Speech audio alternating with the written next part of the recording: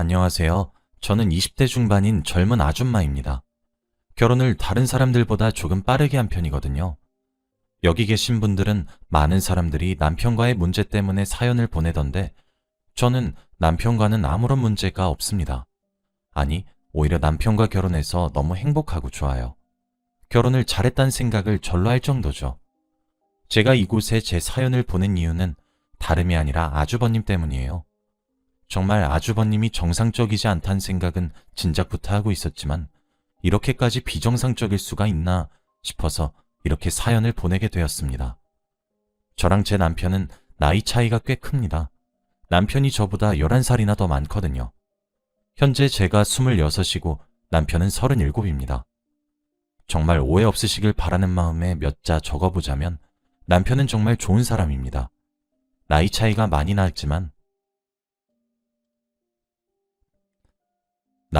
많이 나지만 저를 무척이나 존중해 주거든요. 그 의미로 제게 항상 존댓말로 이야기를 해주곤 해요. 또 저희 친정을 얼마나 챙기는지 몰라요. 제가 임신했을 때도 매일 저를 데리고 친정에 갈 정성을 발휘할 정도입니다. 남들은 나이 차이가 그렇게 많이 나는데 왜 결혼을 하냐고 미련하다고 오지랖을 부리곤 하는데 저는 정말 남편과의 결혼을 절대 후회하지 않습니다. 아니, 오히려 다시 태어나도 남편이랑 결혼하고 싶다고 생각할 정도로 너무 행복해요. 사실 처음엔 저희 집에서 남편과의 결혼을 무척 심하게 반대하셨습니다. 하지만 저희 부모님이 이제는 아들이라고 부를 정도로 제 남편을 많이 믿고 좋아하고 계시죠. 제가 좀 귀하게 태어난 딸이었기 때문에 제 형제들과 부모님 너나 할 것 없이 결사반대를 외쳤어요. 그런데 제가 당시 덜컥 임신을 하게 되어버리는 바람에 거의 울며 겨자 먹기로 결혼을 허락하셨죠. 그래서 당시의 남편은 정말 본인이 들을 수 있는 모든 욕들을 다 들었습니다. 하지만 그 순간조차도 그저 저희 집안 사람들에게 고개 숙여 죄송하다고 말을 했어요. 오히려 귀한 딸 이런 방법으로 데려가서 정말 죄송하다고, 면목이 없지만 절대 제 아내 가슴에 대못 박는 일 죽어도 없을 거라고 맹세할 수 있다고 말했죠. 그 말을 통해 저희 부모님과 형제들 마음을 돌릴 수 있었던 것이었고 축복 속에 결혼할 수 있게 된 거였거든요. 사실 부모님과 제 형제들의 마음을 이해하지 못하는 것은 아니었습니다. 지금의 남편이야 하는 일이 술술 잘 풀려서 저를 대접해주면서 살지만 그 시절에는 가진 것이 정말 단 하나도 없었거든요. 저는 정말 남편의 마음 하나만 보고 결혼한 거였습니다. 저는 남편의 적극적인 구애로 남편과 연애를 하게 되었어요. 다른 사람들보다 생각이 깊고 마음이 넓은 모습에 반했고 장난으로라도 저를 기분 나쁘게 하지 않고 제게 예쁘다고만 해주는 남편이 너무 좋았거든요. 남편과 함께 있으면 정신적으로 안정감도 정말 많이 들었거든요. 그런데 남편에게 정말 치명적인 결함이 하나 있습니다. 그건 바로 존재만으로도 결함이 되어버리는 아주버님이에요. 사실 저는 시댁이 없어요. 시어머니는 지병으로 인해 남편과 아주버님이 어렸을 적에 돌아가셨고 시아버지 또한 남편이 성인이 되고 나서 얼마 지나지 않아 불의의 사고로 돌아가셨다고 하더라고요. 저랑 만날 때 그런 소리 일절하지 않다가 나중에 제 뱃속에 아이가 생기니까 그제서야 이야기를 해주더라고요. 정말 괘씸하지도 않았고 이야기를 듣는 내내 정말 가슴이 아팠습니다. 저는 남편이 정말 고생하면서 살고 있는 것이 그때에도 충분히 느껴졌었거든요. 사실 시아버지가 돌아가시고 난 이후 진짜 고생하면서 살았습니다. 저희 남편은 다니던 대학도 자퇴해야만 했어요. 저희 남편 진짜 머리가 좋았습니다. 사람이 타고나는 똑똑함이란 것이 있잖아요. 남편은 정말 천재 같은 사람이었어요. 그런 사람이 대학을 포기하게 된 이유가 바로 아주버님이었습니다. 아주버님이 공무원을 준비하겠다고 제 남편에게 뒷바라지를 요구했거든요. 저희 남편은 사립대학교에 다니고 있어서 정말 어마어마한 학비가 필요했는데 당장 시아버지께서 돌아가시고 나니 한 푼씩 벌어서 학비를 대야 했다고 합니다. 집에서 생활비를 벌어오는 사람이 없으니 누군가는 벌어야 했는데 그게 남편이 되어버린 것이었죠. 아주버님은 그렇게 남편의 뒷바라지로 공무원을 준비하기 시작했어요. 그런데 남편이 어디 좋은 곳에 취업이 가능했겠습니까? 대한민국에서 고졸이 해봤자 얼마나 좋은 곳에 취업을 하겠습니까? 최저임금도 제대로 받지 못하고 일을 해서 버는 족족 아주버님 뒷바라지를 하기 시작했어요. 그런데 제가 보기엔 아주버님은 정말 머리에 똥만 찬 사람입니다. 사람이 똑똑하고 멍청하고를 떠나서 개념도 상식도 그 무엇도 가지지 않은 사람이에요. 아주버님은 그렇게 9년을 뒷바라지 받았는데도 불구하고 공무원은커녕 그냥 지금도 백수입니다. 공부를 진작에 놓았어요. 아무튼 남편은 뒷바라지를 하다가 저를 만나게 된 거였습니다. 30대 초반에 말이에요. 남편이 나중에 그러더라고요. 이제 20대 초반인 여자아이가 무척 어리지만 꿈을 가지고 있는 눈이 그렇게 반짝거려 보이더래요. 그래서 본인이 내세울 것 하나 없지만 누구보다 행복하게 해줄 자신감이 생겨서 적극적으로 제게 구애를 했다고 하더라고요. 저는 그 구애에 넘어가서 만나게 된 것이고요. 남편은 저와 연애를 하면서 자괴감이 조금씩 들었다고 합니다.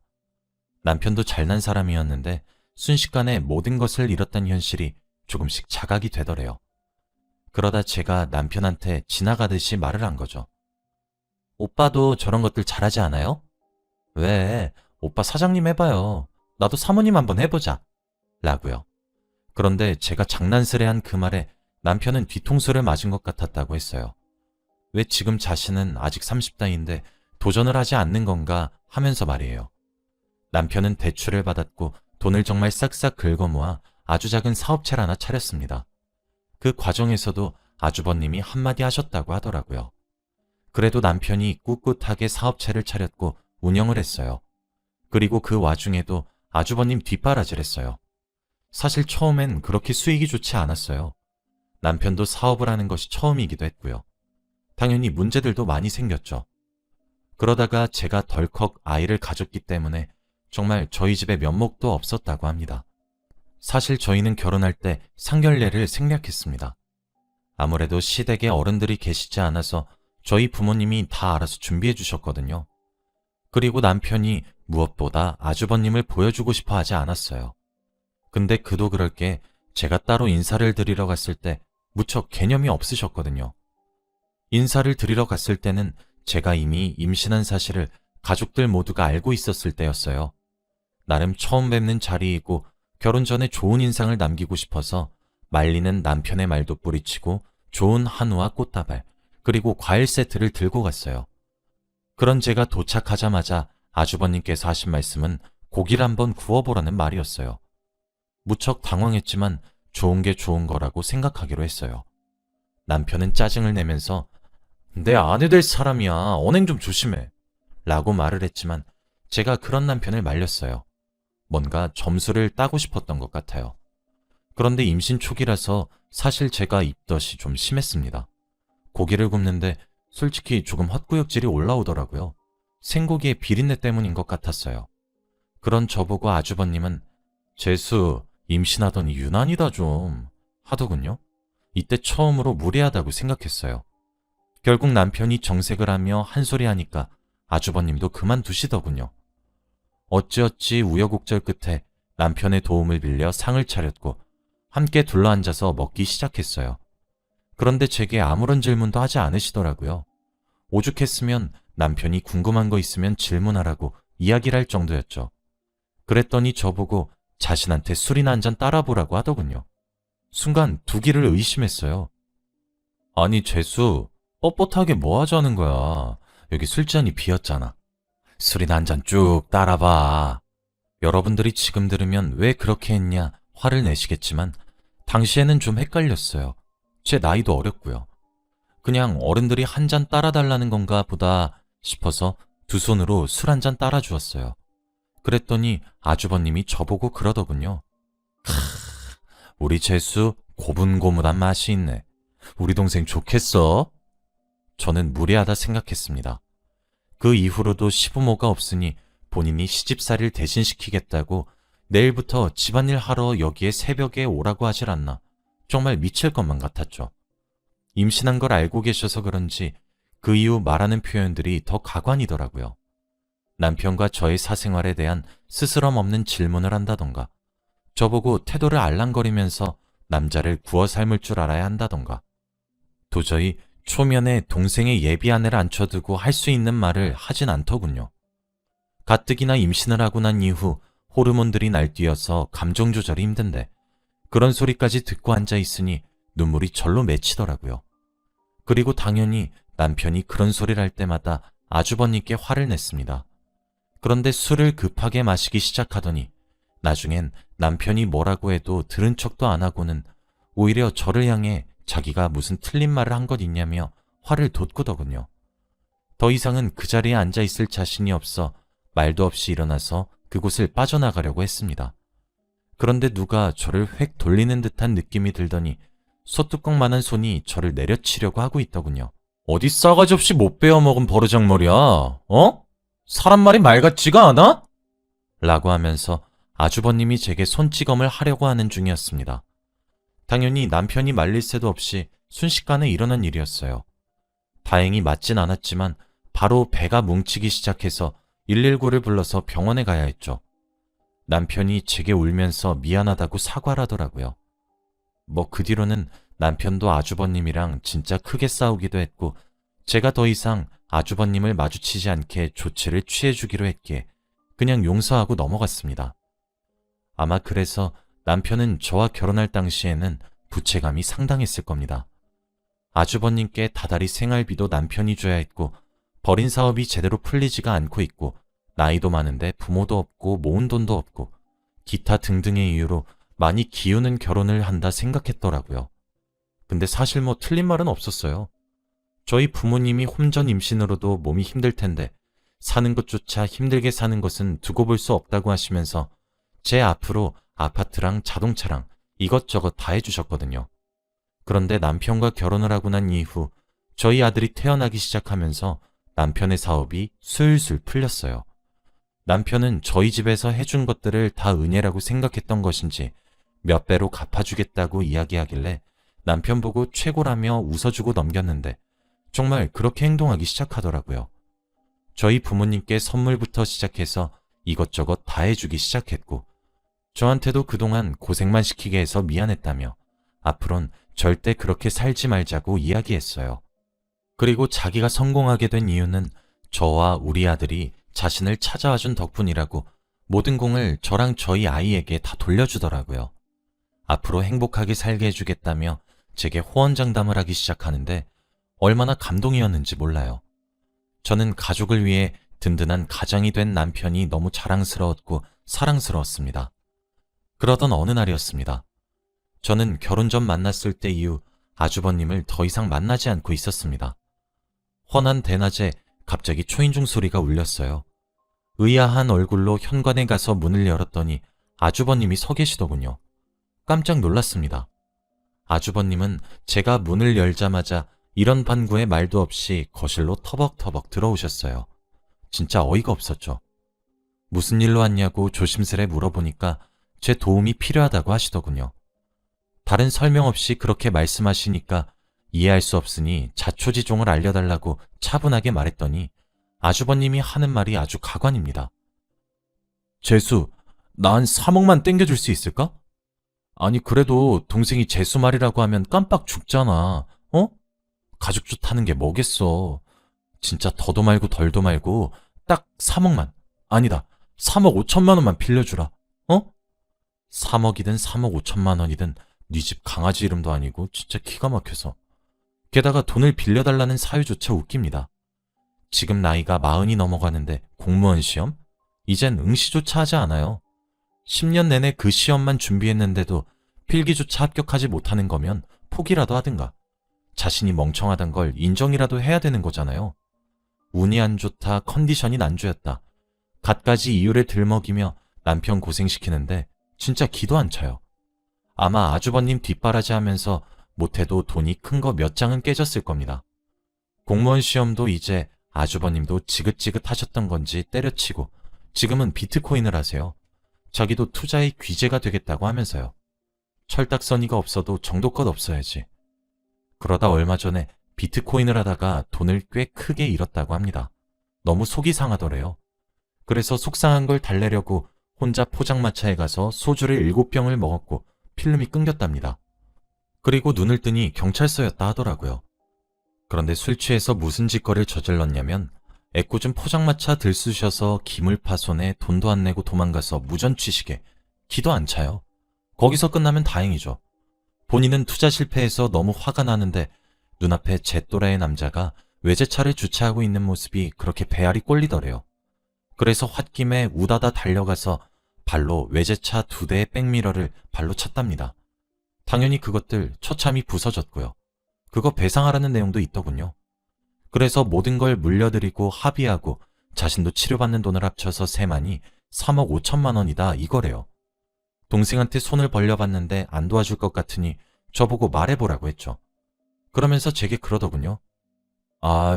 재수가 동생한테 말하는 게 영 부담스러우면 사돈댁에서 좀 도와줘도 되고. 하나뿐이 아주버님 깜빵 보낼 건 아니잖아. 그치? 나는 재수 착한 거 다 알고 있다. 진짜 우라가 치밀어 오르더라고요. 솔직히 저희 남편이 가족에 대한 애착이 강합니다. 저랑 아들에게 하는 것만 봐도 어느 정도 아시겠죠? 그래서 아무리 개망나니 같은 아주버님도 가족이어서 그런지 막 매몰차게 굴진 못하더라고요. 남편이 어렸을 때 부모님을 잃어서 그런 애착을 가지는 거? 저 당연히 이해했어요. 가족을 가족이 돕지 누가 도와주나 싶어서요. 아주버님께 지원하는 거 알고도 말 안 했던 게 그 이유였어요. 그런데 정말 이러다 내 남편 등골만 뽑히겠다 싶었어요. 부탁하는 꼬라지도 껄렁껄렁. 아니, 동생 돈을 빌려 쓰는 거면 최소한의 미안함은 보여야 하지 않나요? 염치가 없어도 정도껏 없어야죠. 그리고 애초에 갚을 생각도 없으면서. 일단 저번처럼 폭력적인 모습이 나오면 저도 제 아들도 위험할 수 있으니 아주버님께 말해보겠다고 대충 얼머부리면서 돌려보냈고 남편의 퇴근을 기다렸습니다. 미리 아이는 옆집에다 맡겼고요. 남편에게 이야기 좀 하자고 했고 오늘 일어난 일을 말해주었습니다. 오빠, 나 진짜 이제까지 많이 참았어요. 근데 해도 해도 너무한 것 아니에요? 아주버님 2번 다시 마주치지 않게 해주겠다고 했잖아요. 오늘 집까지 찾아왔어요. 그러면서 저보고 오빠한테 속삭여서 돈을 주든가 우리 친정 부모님 돈을 달래요. 내가 지금까지 오빠가 아주버님 지원하고 그러는 거 싫다고 한 적 있어요? 다 존중했는데 그 결과가 이거예요? 아주버님은 저한테 돈 맡겨놨대요? 남편은 미안하다고만 할 뿐이었습니다. 저는 제 아들이 아주버님과 마주쳐서 나쁜 물 들까도 너무 걱정이고 가까이 하고 싶지도 않아요. 오빠가 선택해요. 나랑 우리 아들이랑 행복하게 살 건지 아니면 아주버님 그대로 뒷바라지하면서 평생 질질 끌려다니기만 할 건지.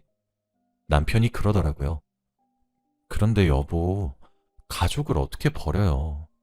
저는 이야기했어요. 오빠, 그게 어딜 봐서 가족이에요? 우리 가족이 저한테 어디 한 번이라도 그런 적이 있던가요? 오빠는 10년이 넘도록 하고 싶은 것들 다 놔가면서 뒷바라지 해줬는데 고맙단 소리라도 들었어요? 나 이번에 정말 경고하는데 3억이든 3억 5천이든 해주기만 해줘봐요. 우리 가정이 깨질 수 있는 거 감당할 거면 돈 빌려주세요. 알겠어요? 남편은 한동안 아무 말이 없었어요. 그렇게 저는 대화를 끝냈습니다. 저도 정말 이대로 가다간 안 되겠다 싶었거든요. 남편은 며칠 후 이번에 완전히 아주버님을 향한 지원을 끊겠다고 하더라고요. 하긴 남편이 누구보다 제일 잘 알겠죠. 밑빠진 독에 물을 부었단 사실을 말이에요.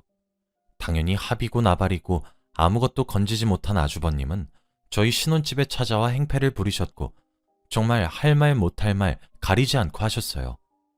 저희 남편도 이번 기회에 아주버님을 고치려고 하는 건지 뭔지 마음을 단단히 먹었던 것 같았어요. 대처도 아주 단호하게 하고 변호사나 이런 것들도 단 하나도 구해주지 않더라고요. 솔직히 제가 양자택일을 하라고 단호하게 나가긴 했는데 진짜 그럴 줄은 몰랐어요. 결국 아주버님은 감옥에 가셨습니다. 합의도 못하고 그러니 옥살이를 하게 되더라고요. 앞으로 3년은 나오지 못할 것 같은데 제발 그곳에서 이제는 생각을 고쳐먹고 새 사람이 되어서 나왔으면 좋겠습니다. 여기까지 제 긴 이야기를 들어주셔서 감사합니다.